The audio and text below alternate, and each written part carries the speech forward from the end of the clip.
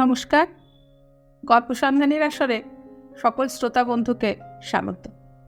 আশা করি আপনারা সবাই ভালো আছেন, সুস্থ আছেন। আজকে গল্প পাঠের আসরে আমার নিবেদন কথাশিল্পী তারাশঙ্কর বন্দ্যোপাধ্যায়ের লেখা গল্প নারী ও নাগিনী। গল্প পাঠ যদি আপনাদের ভালো লাগে তাহলে গল্প শুনে একটা লাইক দেবেন, কমেন্ট করবেন, পরিচিতদের মধ্যে শেয়ার করবেন। আর যারা আমার চ্যানেলে নতুন এসেছেন তারা আমার চ্যানেল গল্প সন্ধানীকে সাবস্ক্রাইব করে সাথে থাকবেন। শুরু করছি আজকের গল্প নারী ও নাগিনী। ইটের পাঁজা হইতে খোড়াশেখ ইট ছাড়াইতেছিল। খোড়াশেখের নাম যে কি তাহা কেহ জানে না, বোধ করি খোড়ার নিজেরও মনে নাই। কোন শৈশবে তাহার মা পাখানি ভাঙার পর হইতে সে খোড়া নামেই চলিয়া আসিতেছে। শুধু পাখানি তাহার খোড়া নয়, যৌবনের কদাচারের ফলে কুৎসিত ব্যাধিতে খোড়ার নাকটা বসিয়া গিয়াছে। সেখানে দেখা যায় শুধু একটা বিভৎস গহ্বর। তারপর হয় তাহার বসন্ত। সে বসন্তের তাকে কুৎসিত খোড়া দেখিতে ভয়ঙ্কর হইয়া উঠিয়াছে। আপনার মনে খোড়া ইট ছাড়াইতেছিল। অদূরে অদাই ওরফে ওয়াহেদ শেখ গাড়ি লইয়া আসিতেছিল। গরু দুইটার লেজ দুমড়াইয়া সে গান ধরিয়াছিল, কিন্তু অকস্মাৎ তাহার তাল ভঙ্গ হইয়া গেল। গরু দুইটা হঠাৎ থমকিয়া দাঁড়াইয়া পড়িল। অদায় একটা ঝাঁকানি খাইয়া গান ছাড়িয়া বলিয়া উঠিল, শালার গরু, কিছু না বলেছি। প্রচণ্ড ক্রোধে পাঁচন ছড়িটা সে তুলিল গরু দুইটার অবাধ্যতার শাস্তি দিতে। গরু দুটাও ক্রমাগত ফোঁস ফোঁস করিয়া গর্জন করিতেছিল। অদায়ের কিন্তু প্রহার করা হইল না। সে চিৎকার করিয়া উঠিল, খোড়া খোড়া, সাপ সাপ। অদায়ের বাড়ির সম্মুখে একটি কিশোর সাপ ফনা তুলিয়া অল্প অল্প তুলিতেছিল। অদায় গাড়ি হইতে লাফাইয়া পড়িয়া একটা ইট উঠাইল। ওদিক হইতে খোড়া খোঁড়াইতে খোঁড়াইতে ছুটিতেছিল। সে বলিয়া উঠিল, মারিস না রে, ও অদায়, মারিস না রে, যাই আমি যাই। অদায় হাতের ইট তোলাই রইল। সে বলিল, কি বাহারের সাপ মাইরি, মুখখানা সিঁদুরের মতো টকটকে লাল, মাথায় চক্করের কি বাহার। কিন্তু পালালো পালালো, যায় শিগগিরি শিগগিরি হয়। সাপটা এইবার দ্রুতবেগে পলাইয়া যাইতেছিল, কিন্তু চলিয়াছিল খোড়ার দিকেই। অদাইকে পিছনে ফেলিয়া পলায়নই তাহার উদ্দেশ্য। খোড়াকে সে দেখে নাই। খোড়া হাঁকিল, দে তো অদায়, তোর পাঁচনখানা ছুঁড়ে। যা, ঢুকে পড়ল পাঁজার ভিতর। উদয় নাগরায় সাপটা, এসব বড় পাওয়া যায় না, ধরতে পারলে কিছু রোজগার হতো রে। খোড়া সাপের ওঝা। শুধু ওঝা নয়, সাপ লইয়া খেলাও সে করে। ঘরের চালের কানাচে বড় বড় মুখবন্ধ হাঁড়ি তাহার খাটানোই আছে। তাহারই মধ্যে সাপগুলোকে সে বন্দি করিয়া রাখে। জীর্ণ হলে দূরে মাঠে গিয়া তাহাদের ছাড়িয়া দিয়ে আসে। কত সাপ মরিয়াও যায়। সাপ যখন থাকে তখন খোড়া মজুর খাটে না। তখন দেখা যায় ভীষণ ঢাকি ও তুবড়ি বাঁশি লইয়া খোড়া সাপের খেলা দেখাইতে চলিয়াছে। রোজগারও মন্দ হয় না, কিন্তু গাঁজা আফিংয়ের বরাদ্দ তখন বাড়িয়া যায়। কখনো কখনো মদও চলে। ফলে সাপগুলি শেষ হইবার সঙ্গে সঙ্গে খোড়া আবার ঝুড়ি ও বিড়া লইয়া বাহির হয়। অবস্থাপন্ন গৃহস্থে দাঁড়ে দাঁড়ে বিভৎস মুখখানি ঈষৎ বাঁকাইয়া বলে, মজুর মজুর খাটাবে গো, মজুর। তোষামত করিয়া সে হাসে। বিভৎস ভয়ঙ্কর মুখ আরও বিভৎস হইয়া ওঠে। মজুরি মিলিলে সে প্রাণপণে খাটে, সেখানে সে ফাঁকি দেয় না।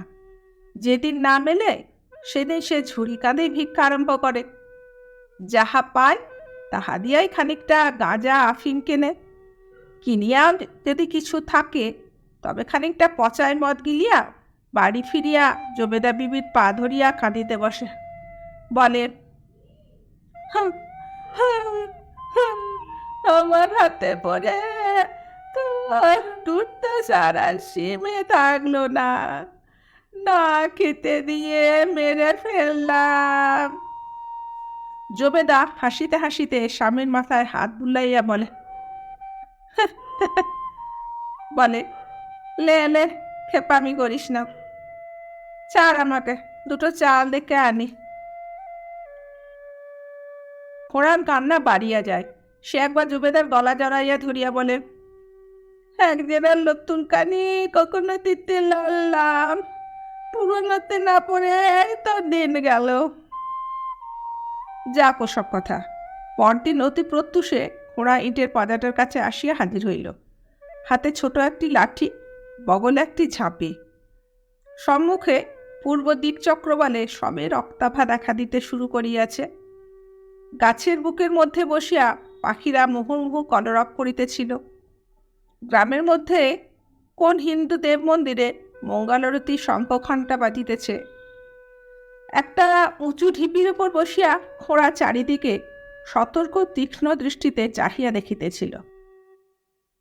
পূর্বাচলের রাঙা ক্রমশ গাঢ় হইয়া পরিহিতে বিস্তৃতি লাভ করিতেছিল। সে রঙের আভায় মাজায় পোড়া ইটগুলি আরও রাঙা হইয়া উঠিল। খোড়ার ময়লা কাপড়খানার রং পর্যন্ত লাল রঙের ছোপ ধরিয়া গিয়াছে। খোড়া উঠিয়া দাঁড়াইল। ওই ওই না, ঈষৎ দূরের প্রান্তরের বুকে বোধহয় সে কিশোর সাপটি পূর্বাকাশের দিকে মুখ তুলিয়া ফনা নাচাইয়া খেলা করিতেছিল। প্রাতঃসূর্যের রক্তাভায় তাহার রং দেখাইতেছিল যেন গাঢ় লাল।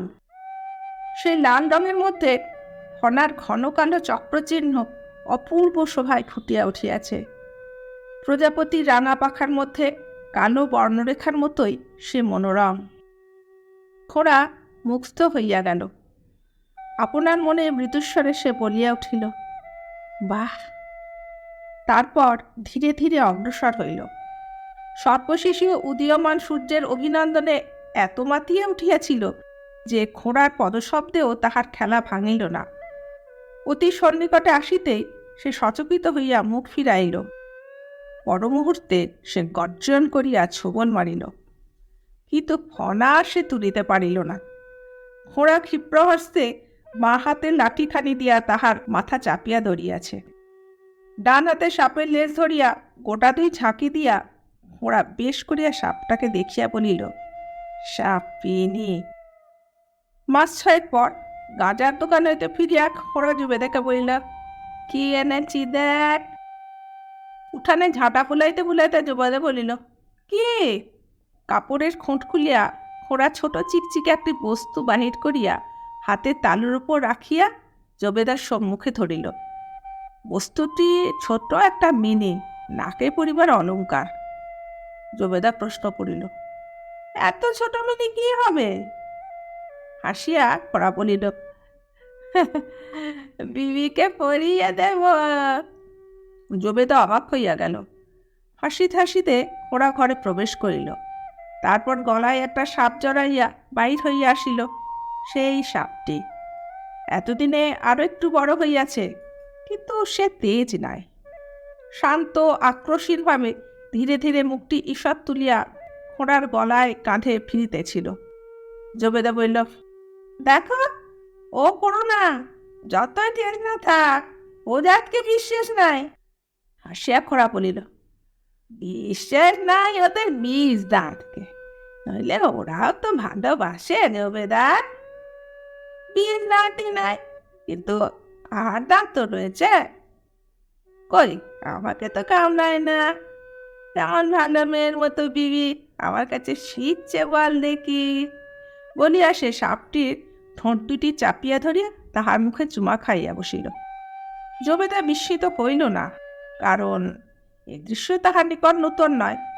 কিন্তু সে বিরক্তি ভরে বলিল, ছি ছি ছি ছি, তোমার কি ঘৃণা পিত্তিও নাই? কতবার লোকে বারণ করেছি বলো তো? সে কথায় খোড়া কানই দিল না।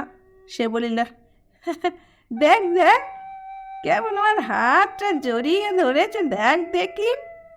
জানিস, সাপিনী আর সাপ যখন খেলা করে না, তবে ঠিক এমন করেই জড়াজড়ি করে ওরা, দেখেছিস কখনো? আম সে যে কি বাহারের খেলা নয় রে। জবেদা বলিল, দেখে আমার কাজ না, তুই দেখেছিস সেই ভালো, কিন্তু তোর খেলা ওই শেষ করবে, বুঝলি?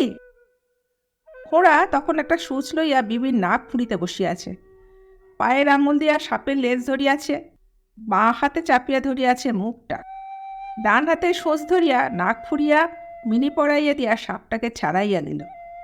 যন্ত্রণায় ক্রোধে গর্জন করিয়া বিবি বারংবার খোঁড়াকে ছোবল মারিতে আরম্ভ করিল। ঝাঁপির ডানাটা ঢালের মতো সম্মুখে ধরিয়া বিবির আক্রমণ প্রতিরোধ করিতে করিতে সে বলিল, রাগ করিস না বিবি, রাগ করিস না, দেখ তো কেমন খুব সুন্দর লাগছে তোকে। দে তো জমিদার, আয়নাটা দে তো, দেখুক একবার নিজের চেহারা কানা। জবেদা বলিল, লাগবো আমি। দে দে, তোর পায়ে পড়ি, একবার দে, দেখি না নিজের চেহারা দেখে ও কি করে। জবেদা স্বামীদের অনুনয় উপেক্ষা করিতে পারিল না, সে আয়না আনিবার জন্য ঘরে প্রবেশ করিল। খোঁড়া বলিল, একদিনে সিঁদুর আনিস তো মেহেরবানি করে। জবেদা ঘর হইতে প্রশ্ন করিল, কেন, কি হবে কি? পরম কৌতুকে হাস্য করিয়া খোঁড়া বলিল, দেখবি কি হবে, আগে হতে বলছি না। জবেদা আয়না সিঁদুর লইয়া আসিয়া ঈশ্বরদূরে নামাইয়া দিল। খোঁড়া সুকৌশলে বিবিকে ধরিয়া একটি লাঠির ডগা সিঁদুর লইয়া সাপটির মাথায় একটা লাল রেখা আঁকিয়া দিল। হাহা করিয়া হাসিয়া বলিল, হুয়াকে আমি নিকা করলাম রে জবেদা, অতি সত্যি নল। পরে বিবিকে বলিল, দেখ দেখ দেখ বিবি, কি বাহার তোর খুলেছে, দেখ দেখি। সাপটাকে ছাড়িয়া দিয়া সে আয়নাটা বিবির সম্মুখে ধরিল, তারপর বিষম ঢাকিটা বাজাইয়া কর্কশ অনুরাসিক স্বরে গান ধরিল, জানি না গো এমন হবে, গোকুল ছাড়িয়া কৃষ্ট মথুরা যাবে, ও জানি না গো, জানি না। আর মাস কয়েক পর বর্ষার মাঝামাঝি একটা দুরন্ত বাদলা করিয়াছে। ওরা কোথায় গিয়াছে, বাদলে দুর্যোগে ফিরিতে পারে নাই। জবেদা অনুভব করিল ঘরের মধ্যে কেমন একটা গন্ধ উঠিতেছে। গন্ধটা ক্ষীণ, মিষ্টি এবং কেমন রকমের। এদিক ওদিক ঘুরিয়াও সে কিছু বুঝিতে পারিল না। দিন দুই পরে খোঁড়া ফিরিয়া জলের দেবতাকে একটা অশ্লীল গাল দিয়া বলিল, কিছু খেতে দে দেখি জবেদা, বড় ভুক লেগেছে। জবেদা ঘরের মধ্যে একটা থালায় পান্তা ভাত বাড়িয়া দিল। পায়ের কাদা ধুইয়া ওরা ঘরে ঢুকিয়া পড়িল। গন্ধ কিসের বল দেখি জবেদা? জবেদা বলিল, কে জানে বাপু, কদিন থেকে ঘরে এমন গন্ধ উঠছে। ওরা কথা বলিল না, সে শুধু ঘন ঘন শ্বাসটা নিয়া গন্ধটার স্বরূপ নির্ণয়ের চেষ্টা করিতেছিল। এদিক ওদিক ঘুরিয়া বিপির ঝাঁপির কাছে দাঁড়াইল। মানুষের পদশব্দে ঝাঁপির ভিতরে নাগিনীটা গর্জন করিয়া উঠিল। খোঁড়া বলিল, জবেদা ঔৎসুক্যভাবে প্রশ্ন করিল, কি বল দেখি? খোঁড়া বলিল, বিবির গায়ের গন্ধ, সাপিনি তো, সাপের সঙ্গে দেখা হবার সময় হয়েছে, তাই ওই গন্ধেই সাপ চলে আসে। জবেদা অবাক হইয়া গেল, বলিল, সেটা জানে বাপু, তোদের কথা তোরাই ভালো জানিস, নে আর পান্তি কটা খেয়ে ফেল। ভাত খাইতে খাইতে খোঁড়া পড়িল, হ্যাঁ, ওটাকে ছেড়ে দিয়ে আসতে হবে মাঠে, এ সময় ধরে রাখতে নেই। একটা গভীর দীর্ঘ নিঃশ্বাস ফেলিয়া সে কথাটা শেষ করিল। জবেদা পরম আশ্বাসের একটা নিঃশ্বাস ফেলিয়া বলিল, সেই ভালো বাপু, ওটাকে ওটাকে আমি দু চোখে দেখতে পারি না, এত সাপ মরে, ওটা মরেও না তো। ভাত খাইয়া ওরা ঝাঁপি হইতে বিবিকে বাহির করিল। মুখটি চাপিয়া ধরিয়া সে আদরের কথা বলিল।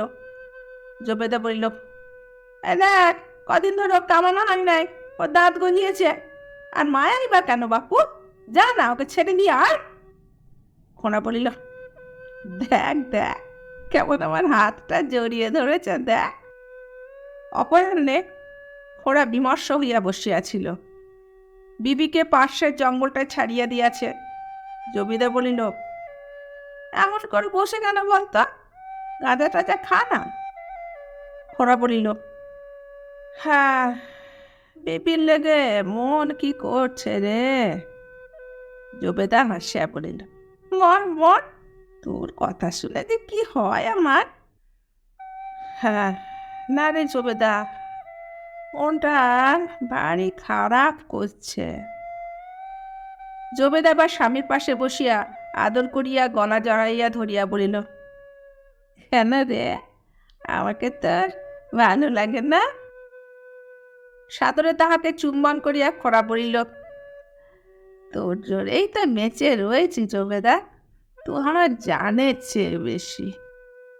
জবেদা বলিয়া উঠল, দেখ দেখ, বিবি ফিরে এসছে, ওই দেখ, ওই দেখ নালার মধ্যে। জল নিকাশি নালার মধ্যে সত্যই বিবি ফনা তুলিয়া বেড়াইতেছিল। খোড়া উঠিতে চেষ্টা করিয়া বলিল, ধরে আনি দাঁড়া। জবেদা স্বামীকে প্রাণ করে চাপিয়া ধরিয়া বলিল, না। তারপর কর্কশ কণ্ঠে বলিল, বেরো বেরো। মা হাতে করি একখানা ঢুটে ছুঁড়ে এসে বিবিকে মারিল। সাপটা সক্রোধে মাটির ওপর কয়েকটা ছোবল মারিয়া ধীরে ধীরে নালা দিয়া বাহির হইয়া গেল। তখন রাত্রি দ্বীপ্রহর বোধ হয়।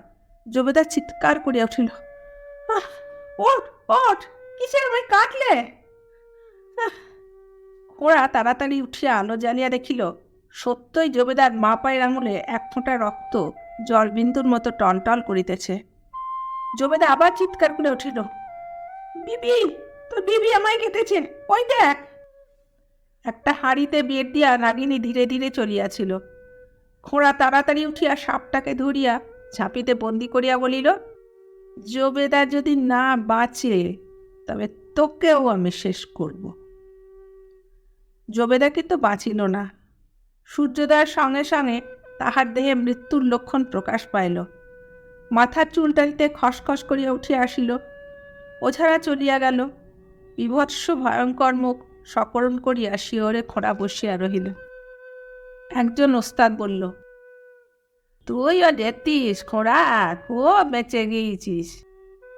ভারী আক্রোশ হতে, হয়তো তোকে কামড়াতেই এসেছিল।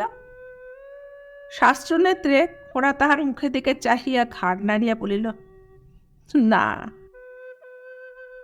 খোঁড়া ফকির হইয়াছে। তার ভিটাটা এখন ধ্বংসস্তূপে পরিণত হইয়া গিয়াছে। খোঁড়ার বাড়ির পাশ দিয়ায় একটা পায়ে চলা পথ ছিল। সে পথ এখন বন্ধ। সেদিক দিয়ে এখন কেউ হাঁটে না। বলে, বড় সাপের ভয়। সাপগুলো বড় খারাপ সাপ, উদয়নাগ। প্রত্যুষ সূর্যোদয়ের সময় দেখা যায় রাঙা রঙের সাপগুলি ফনা দুলাইয়া খেলা করিতেছে। বিবিকে খোঁড়া বধ করিতে পারে নাই, তাহাকে সে ছাড়িয়া দিয়াছিল। বলিয়াছিল, হ্যাঁ, শুধু তোর দোষ কি, মেয়ে জাতের সবাই এই। জবেদাও তোকে দেখতে পারত না। নমস্কার, আজকের মতো গল্প পাঠ এখানে শেষ করলাম। সকলে ভালো থাকবেন।